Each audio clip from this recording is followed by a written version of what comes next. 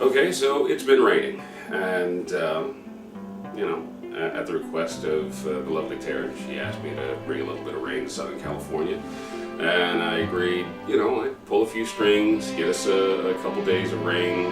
That was about a month ago. She asked me if I could keep going. I said okay, so I brought a couple of weeks of consistent rain.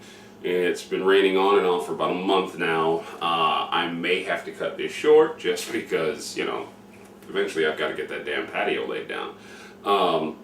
But the big advantage, I had kind of an ulterior motive to making it rain, is that everything I plant outside grows a hell of a lot better with rainwater than it does with, just the standard hard water we got coming out of the hoses and sprinkler systems out here.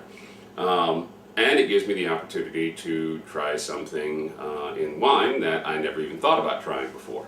Let's make a mint lime wine. It'll be like, kind of a mint julep. And so I explained it to Taryn, and she, and rightly so, corrected me that it was actually a little closer to a mojito. So that's what we're going to call this. We're going to call this Mojito Wine. The unique thing about my bear lime tree is mine is actually a yellow bear lime tree. So my fruits aren't fully ripe until my limes get yellow.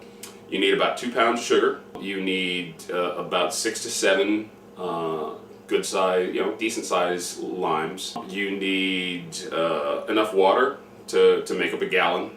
A fermentation bucket, which, if you're making wine, you should already have this stuff. You'll need pectic enzyme. You'll need yeast nutrient, and you'll need tannin. As this is a wine with a lime base, you're not going to need citric acid. I just went ahead, went ahead and peeled all the limes. Put them into a nylon straining bag, which, if you don't have one, get yourself a nylon straining bag. Fantastic tools. You always want to have a couple of these if you're making wine. Put all the peeled limes with as much of the white pith as gone as possible into the nylon straining bag. Take some zest from the limes as well, and zest about 2 or 3 limes into the nylon straining bag. Tie that all on up. Put it into your bucket, squeeze it out as much as you possibly can so you get as much juice, you get as much, like pulp free and juiced as much as you possibly can. Dump that on in there. You should have just a thin layer of lime juice down at the bottom. I took a cup of mint leaves, put them into a saucepan with some water, and steep it for about an hour. By that I mean bring it to a simmer, don't bring it to a boil. Turn the heat off, cover it up, and let it sit like you were making tea, but let it sit for about 1.5 hours to 2 hours. When that's done, you're going to take an extra nylon straining bag. Like I said, you should have a couple of these. Put the nylon straining bag over a pitcher and pour all of the water with the mint leaves directly over the nylon straining bag. What that will do is it will filter out all of that water that has the mint flavor in it, and it'll actually have taken on some of the color of the mint. And the mint leaves themselves that are left in the water will be trapped on the nylon straining bag so that they don't actually go into the mixture that you're going to have inside your fermenter. All you want is the water with all of that mint flavor.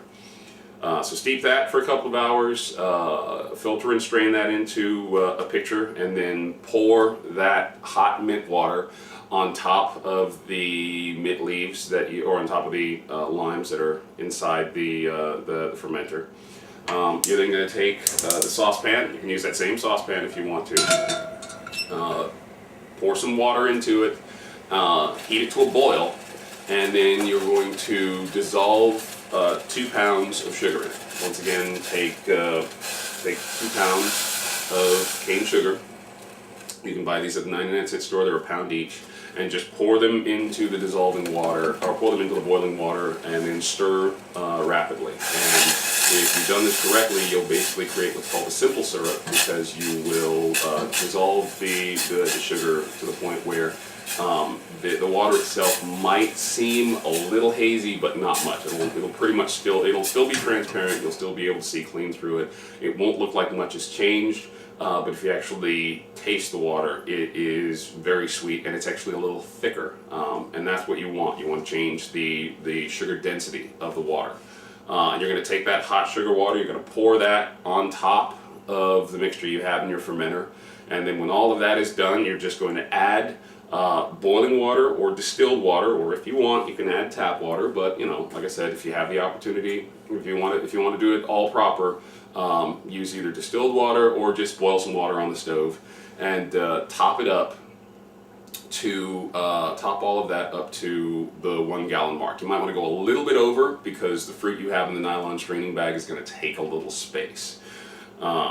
So that way when you take it out and you rack it off into your 1 gallon jug, you know that you've got an actual gallon's worth of wine. It's okay to have a little bit more. You're going to be pitching, you know, sections of wine as you go through this whole process. It's fine. So you're going to put all of that in. You're going to wait for that to cool down. Once that's cooled down, you're going to add the pectin. You're going to add the tannin, and you're going to add the yeast nutrient. I would say, you know, let it sit for a few hours. Once you've got all that, mix it all up, add those things, let it sit for another hour or so, and then suspend your yeast, however the instructions on your actual wine yeast instruct you to. Let it cool down. You want to use warm water to suspend the yeast, mix it up so that it's well suspended in the water, and just pitch it right into the bucket. Close it off, slam it shut, put your airlock on, and you should be set. You're going to stir this twice per day. Once in the morning when you get up, and once in the evening before you go to bed. In about 3 or 4 more days, we're going to rack this off into a glass container, and you'll start secondary fermentation. I'll catch up with you then.